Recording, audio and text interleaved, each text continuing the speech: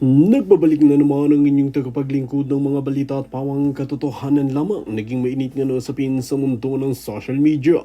Sa wakas, uminit na ang mga kaganapan sa palasyo. Nabigla ang lahat sa bagong revelasyon. May malaking issue na naman na gumugulo sa politika. Mga netizen ay nakatutok na tutok sa mga pangyayari. Hindi inaasahan ang mga bagong nabunyag. Matinding kontrobersya ang pinag-uusapan ngayon. Ang mga bagong detalye, isa-isang lumalabas. Umiinit ang debate sa hanay ng mga opisyal. Parami ng parami ang naghahanap ng kasagutan ng mahuli nga si Lisa Tanas na ito na sangkot nga sa pulburon sa loob mismo ng Malacanang. May mga tanong na hanggang ngayon ay hindi pa nasasagot ni Kuting at Lisa Tanas. Nakatutok ang publiko sa susunod na kabanata. Ang mga bagong paglalantad ay usap-usapan sa buong bansa. Tumitindi na ang panawagan para sa paglilinaw sa kasagutan dahil malinaw pa sa sikat ng araw na huling-huling akto na sangkot nga itong si Lisa Tanas na ito sa ipinagbabawal na pulburon. Marami ang nabigla sa mga nangyayari. Abangan ang mga susunod na pagbabago sa mainit na isyong ito.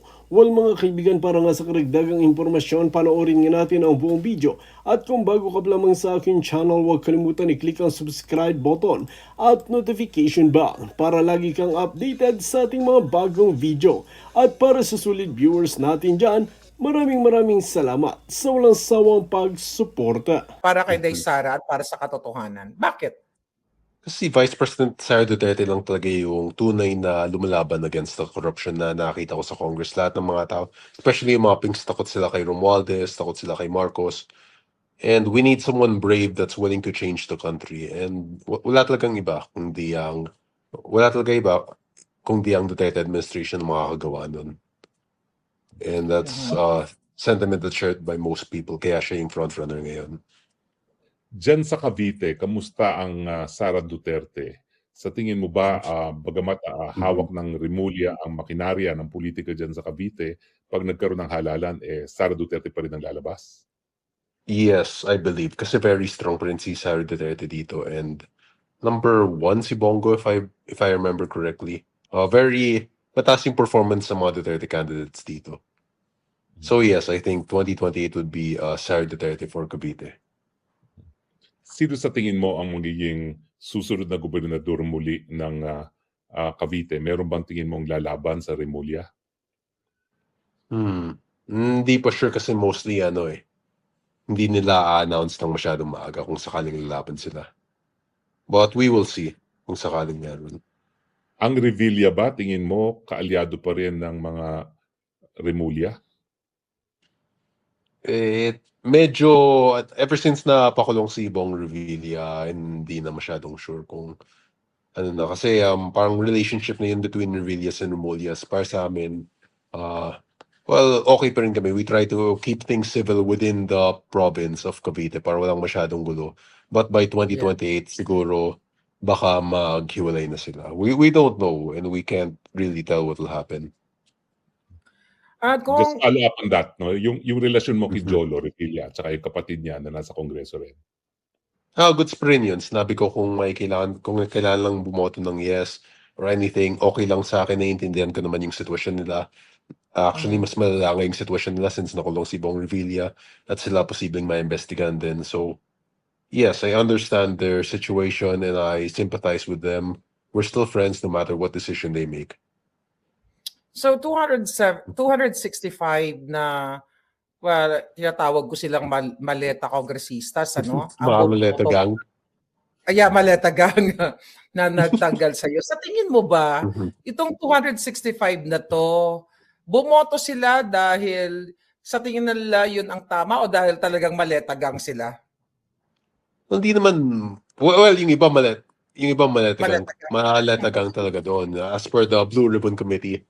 Pero I think karamihan sa kanila, takot lang talaga na maubusan ng budget or makasuhan or magkaroon ng issue kung sakaling hindi nila susuportahan yung mga legislative agenda ng administrasyon. So kailangan lang bumoto in support of the current administration. Otherwise, they will face cases or they will face removal of budget.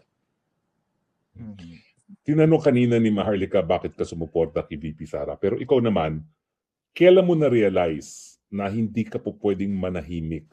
Dahil ikaw naman galing ka sa isang political family, you have everything there na parang nandiyan na, in a silver platter. No? Kailan mo na-realize na hindi po pwede na ikaw ay manahimik at maging parte lang ng sistema?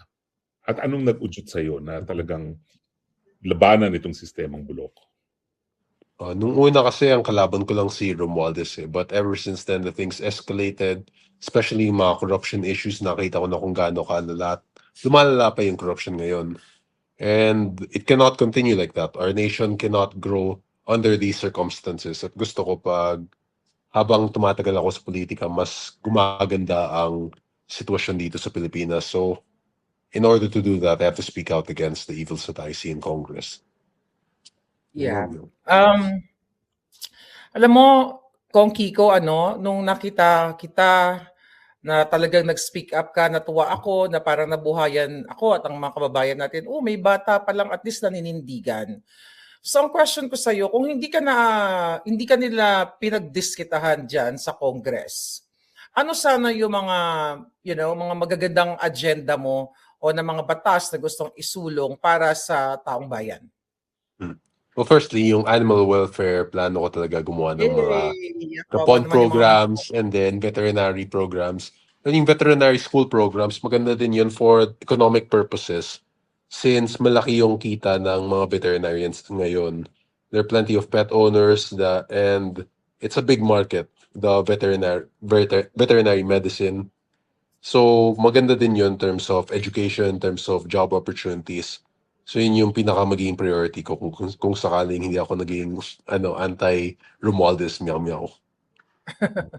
Yeah. Kumusta ba yung mga animal welfare sa atin? Kasi nung mas matanda kami sa iyo ni Spokes, noon parang hindi nabibigyan talaga ng atensyon ang ating mga mga dogs and cats, parang minamaltrato pa yan sila. Kumusta yung situation ngayon sa Pilipinas? Kasi nakikita ako sa online na parang ang mga Pilipino nagkaroon sila ng awareness na minamahal itong mga stray cats, stray dogs.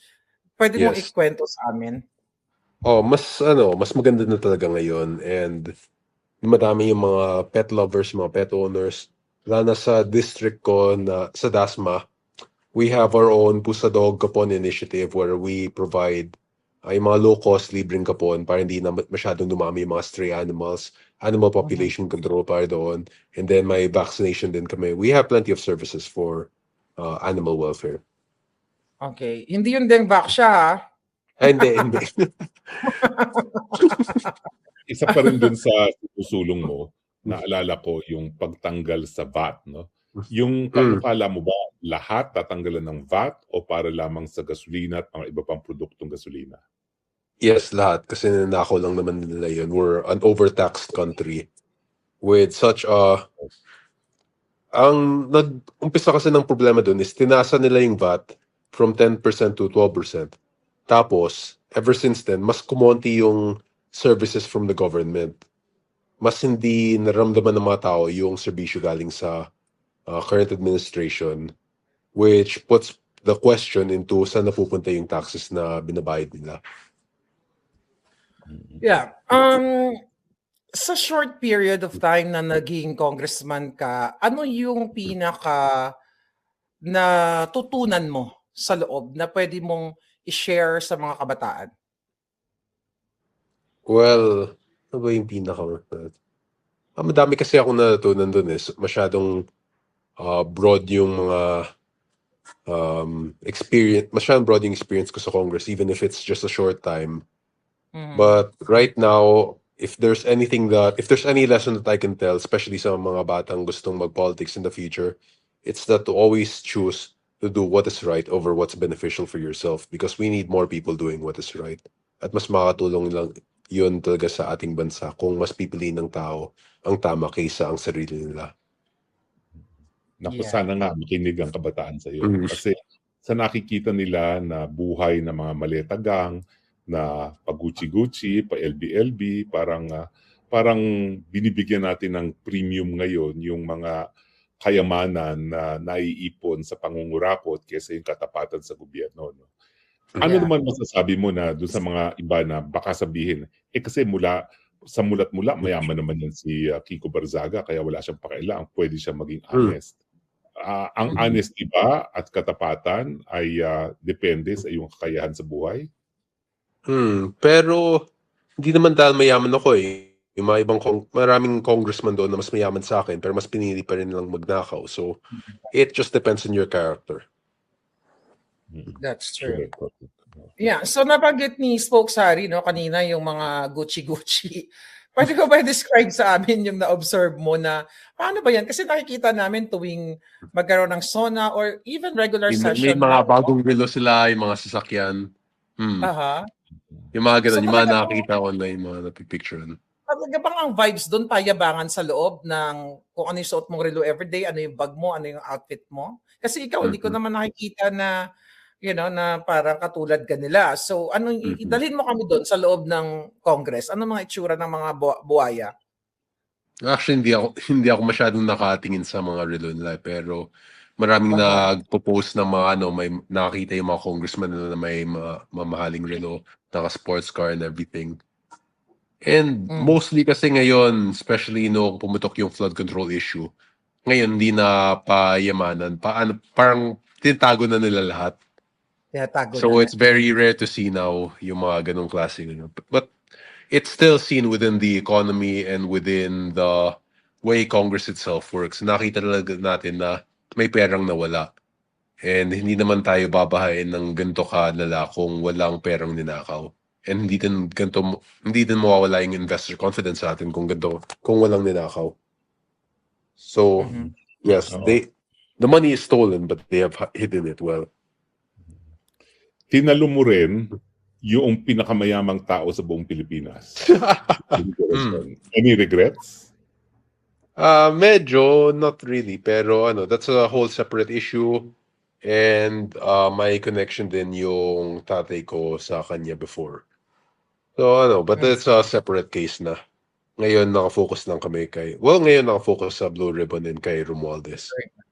So kanina sa Blue Ribbon, may pinakitang picture, no? Ang isa sa Brave 18 together with Sandro Marcos sa bahay nila sa Ilocos Norte. Actually, napuntahan ko yung bahay na yon at na-recognize ko na talagang totoong bahay ni Marcos Jr. yon at nila Sandro. So, kung for sure napanood mo, ano yung naging reaction mo na pinakita yon at nag-corroborate doon sa statement ng Brave 18 na talagang tumanggap sila ng maleta?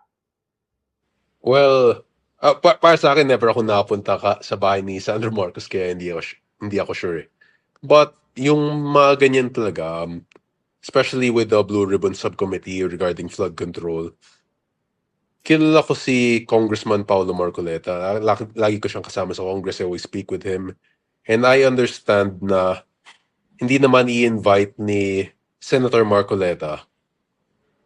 Yun yung tatay niya. Because I'm always with his son in Congress, si Congressman Paulo Marcoleta of Sugip Party List.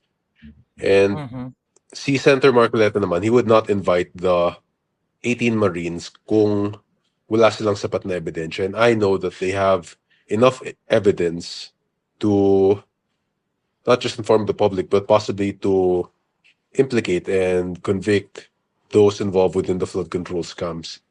So regarding dito, expected natin na mas madami pang lalabas na mga ganong klaseng pictures that would provide evidence to their claims. Nabanggit mo na sa isa sa kaibigan mo sa Kongreso, si Paulo Marcoleta. Sino pa yung mga iba mong BFF dyan sa Kongreso? BFF, yeah. Sila Leviste, sila Toby, sila pa ba? Sila Eli. Usual. Tapos sila Bong Suntay. I have plenty of friends within Congress as well. So kung meron kang ayaw makita sa Congress, sino-sino yung mga yon? Wala, friendly ako sa lahat. Gusto ko makita silang lahat kahit kaaway ko sila because it's nice to see them working in Congress. And since sobrang dami lang sa amin ang pumapasok doon sa plenary, every time na pupasok ako doon, Average mga 20-30 people lang nandun. So, more people is more fun. Mhm. Ganun na palang Surely. katindi ngayon ang attendance sa Congress, ha? 20-30 people na lang napupunta, no? So, hindi kayo nagche-check talaga ng quorum. Wala na. Fino-forgo na yung certification as to quorum. Mhm. And ano din naman yung minority parang kasama din ng majority ngayon. So hawak din ng administration yung minority ngayon. So wala kang Company masyadong union. nag-question. Oo. Mm. Company union. Pati yung Unipig. mga Unipig. Oo nga no? Tissue please. Oo. Kung ikaw ay sa panibagong gobyerno, ikaw ay maging Thank you. speaker of the house dahil talaga namang dapat ikaw maging speaker of the Moving house. forward, speaker ka Oo. na. Okay. Anong panukala mo para dito sa problema ng patuloy na pagtaas na presyo ng bilihin? Okay, unang-una sa lahat, ang kailangan natin pag masyadong tumataas na yung bilihin is that, iba-iba yun for gas and for rice. Yung sa rice, kailangan talaga yun, it's essential. And we already do not really tax it, but we have to find a way in order to make it more accessible to the people. So regarding naman sa gas, doon talaga yung transport sector na apektuhan because they convert fuel into their actual daily income, and yung suspension of the excise tax of practically all the tax in fuel, yun talaga yung pinakaunahin natin.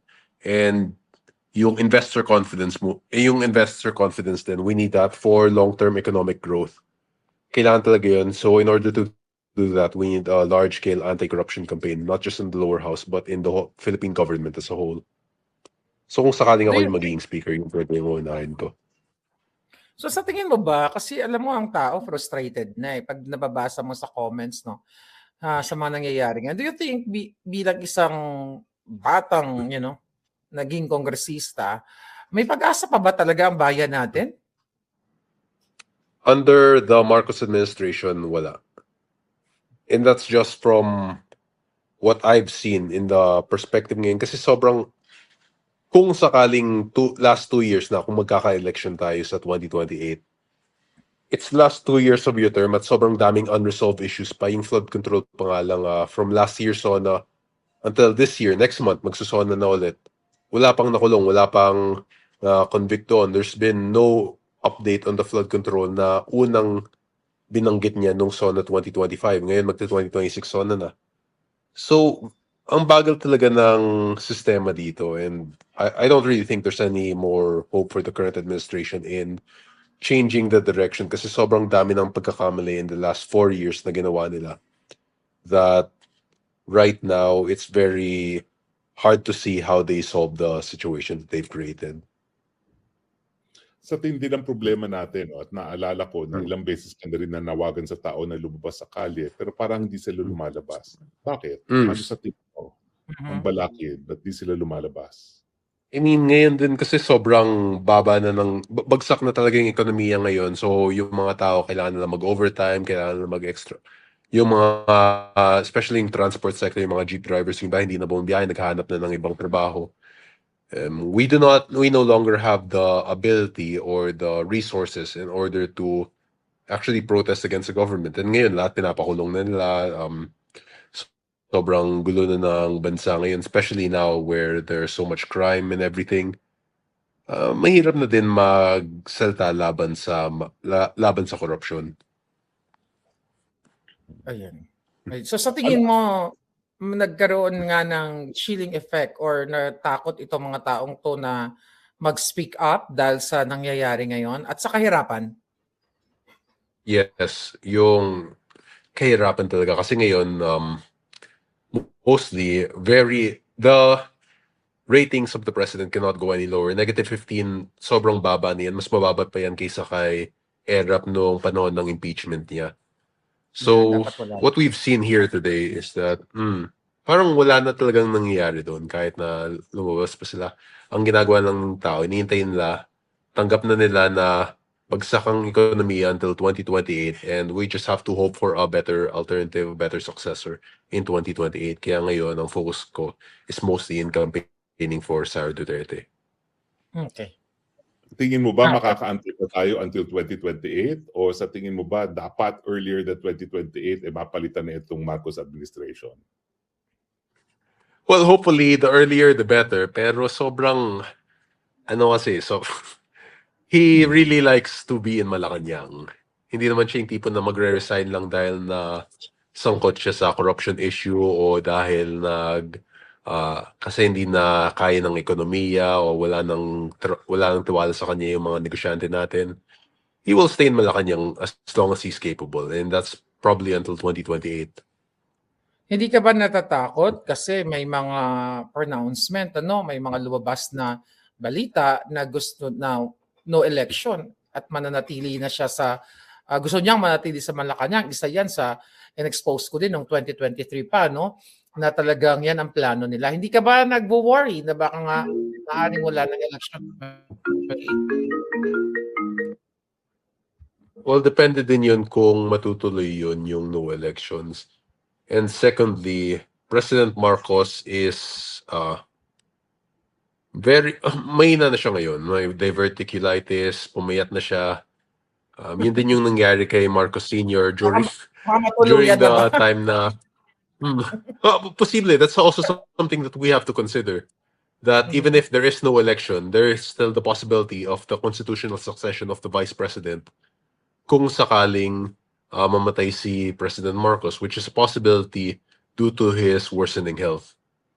And secondly, yun yung pinaka, the no election would have him remain as president, but that will also have him continue on as president for the next few years afterwards. And we don't really see him being healthy enough to stay as a president for longer than 2028. Yun din yung nangyari nung panahon na patapos na yung martial law. Nanghihina na si Ferdinand Marcos Sr. He no longer has the health that's needed to maintain such a position. And that's why mas madali nang matanggal siya sa position. And if ever there's a declaration of martial law or if ever that elections were stopped, feeling ko yun din yung mangyayari kay Marcos. Hihina siya, especially considering his age and his health. And eventually, matatanggal din siya. So, Harinawa. I would advise him against canceling. I would advise him against canceling elections. Nagsalita naman si dating Senate President Tuta Soto na sa proposal nila ay ibaba ang age para sa presidente, no? Hindi natin alam kung yan ay para kay Vico o para kay Sandro. Do you see Sandro achieving or a higher post, even the post of president? Being completely honest, kahit sobrang damaged na yung pangalan ng Marcos. So, I don't really see them winning without election interference. Sobrang baba na ng ratings ng mga pro Marcos. Actually, yung mga large blocks lang yung Duterte block. Mas malaki pa yung mga pink block kaysa sa mga solid Marcos. Kasi nakita din ng mga tao na kahit yung mga naging loyalista sa kanila nung panahon ni Marcos Sr., na hindi kasing galing ni Marcos Jr. si Marcos Sr. And there's a very big difference in Marcos Jr. not being a lawyer as well. So, parang nawalan na yung mga dating Marcos loyalists, nawalan din sila ng tiwala sa Marcos ngayon. Since they do not see Marcos Jr. as a worthy successor to Marcos Sr. Kasi kahit paano may maganda ding nagawa si Marcos Sr. But yung Marcos Jr. ngayon, sobrang lala na ng sitwasyon natin dito. And we expected far more from him. Sa tingin mo, bakit yung mga pink ones, ito yung mga kabataan na noon nagprotesta, naggalit kay Marcos Jr., bakit kaya sila tumahimik after all, nung panahon ng 2022 campaign? Talagang grabe, very passionate sila laban sa kay Marcos Jr. Sa tingin mo, ano nangyari dito? Ba't bigla silang tumahimik or kumampi na sila kay Bangag? Baka nabili na. Or, ano din, baka takot din sila sa kanya. They have their own political interests and they have their own personal interests. So, siguro sa kanila, iniisip nila na mas pipiliin lang maging kakampi ang Marcos kaysa ang Duterte. Which, if you're to compare economic situations, if you're to compare public safety or yung mga public sentiment during the time of Duterte versus the time of Marcos, mas maganda talaga yung Duterte administration. And that's not even a big comparison kasi yung Arroyo administration, Aquino administration, mas maganda din kumpara sa current Marcos administration natin ngayon. We have not seen this level of corruption and this level of political instability. Yeah. Well, ako may personal na question, ha? Many of my daughter's classmates who are your contemporaries in terms of age are saying there's something so sexy about Kiko Barzaga with his guts. So is Kiko Barzaga available in the market or is it secured? Kiko Barzaga is single and ready to mingle. Lalo na ngayon, I have plenty of time to date kasi wala na sa Congress. Naku, ang dami niyan. Ang daming pipila niyan. Kasi talagang that you have the guts. Nag-announce ka pa. So, kung Kiko, kanina pala nandun ka sa Senado at nag-post ka 6 hours ago na hindi ka pinapasok. Ano nangyari doon? Hindi naman na hindi ako pinapasok. Hindi ako pinapapasok. Since ang plano ko earlier today, kaya maaga ako nagising and everything, is to go to the Senate to also attend the Blue Ribbon hearing. Pero ang daming nag-message sa akin na, oy, wag na akong attend, sobrang gulo doon. Inon ko yung, chinek ko sa Facebook, nakita ko nagtutulakan na sila doon, nag-ano na. So, hindi na lang ako papasok, papanoorin ko na lang to. Kasi parang nilock na din nila yung pinto nung nag-umpisa yung Blue Ribbon eh. So yes, I just watched them online. Pero pupunta sana ako doon. Okay. Pero kung ikaw ay nakapunta ron at nandoon nakasabayan mo si Pia Cayetano at si Robin Hood Padilla, makipagtulukan ka ba kay John Vic? Kabitenyo yun. Kapwa kabitenyo. Kaya naman hindi ka doon.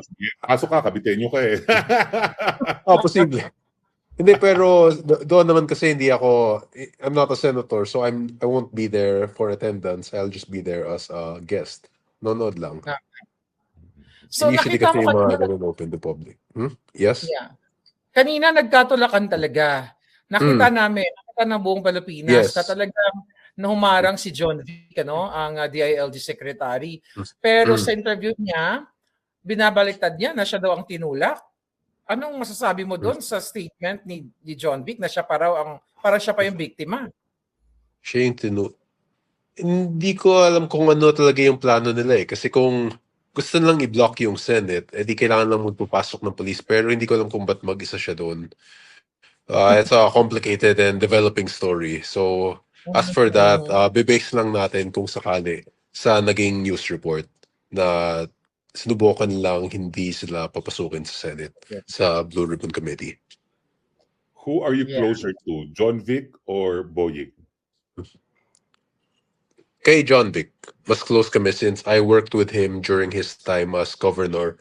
Naging ex-officio board member ako as the Cavite City Councilors League president. And the son of Boying in Congress, are you close to him? The son of Boying in Congress. Ping Remulla ba yun? Yeah, kasi may dalawa siyang anak eh. Yung isang anak niya, governor namin ngayon sa Cavite. Tapos yung isang anak niya, yun yung congressman. Yun yung kapatid ko, yung kapatid ko, vice mayor siya. Close siya kay Abeng Remulla, yun yung governor. Si Ping naman, di kami masyadong close. Kasi separate committees and also like under Marcos siya. Speaking of close ka kay, medyo close sa kay John Vic, ito bang mga nangyari sa'yo na nagipit sa Congress? Hindi ba siya nag-reach out sa'yo na, Kiko, total magkaibigan naman tayo, pwede ba ayusin na lang natin or something to that effect? May mga ganun din, but mostly hindi masyadong confrontational kasi under SILG din siya eh. Basta wala akong ginagawang illegal or wala akong as long as hindi nagkakagulo or nagiging like sobrang anti-government na wala Mhm. namang magiging wala namang issues yun. Hindi kayo na-advise son bilang kaibigan na, teka muna, magdahan-dahan ka dahil, you know, May ganun din, but like that's everyone. Everyone Cavite practically said the same thing. okay. Pero Well, hindi ka anyway, rin napapansin ko, partner na si Kong ay tumitindi I know. ang kanyang sipon, no? So, Siya? we will not keep you any further, pero anong huling mensahe mo? If for today is the appointed day to meet with our Lord, and the Lord will ask you, what have you done on earth? So ano ang sasabihin ni Kiko Barzaga sa Panginoon kapag tinanong ka, what have you done on earth? Well, I helped a lot of cats. The Lord's creation, and I'd like to thank the Lord for creating cats and dogs because I love animals. They're very cute. And I've done whatever I can in the limit